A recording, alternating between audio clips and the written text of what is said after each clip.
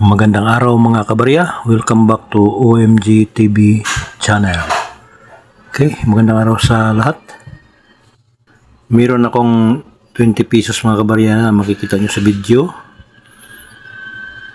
Ang 20 pesos ay meron akong hinahanap. Yung mga espesyal na barya tulad ng double head, double die, rotated error, saka sobrang overlapping yung kanyang pangalan, no? So may overlap sa kanyang pangalan. So ang mga bariyang yan ay mga espesyal. So binibili ang mga espesyal, lalo na ang pinakamagandang espesyal. Halimbawa, yung double head ay binibili sa 5,000 pataas.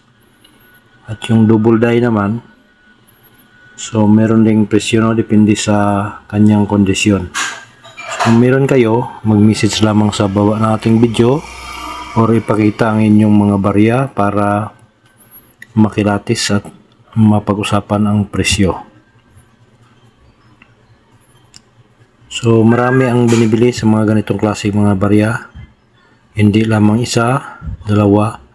So, kung kahit anong error yung meron kayo ay pakita nyo lamang. At ang pinakamagandang error dito mga kabarya, yung halimbawa 2019 na double head. Mahal, napakamahal yun. Or 2019 na high mint mark ay isa rin yan sa mahalaga. Kaya halimbawa meron kayo, ipakita nyo sa baba, mag-message sa baba nating video at ipakita sa ating messenger ang inyong mga barya. At ilagay ko ang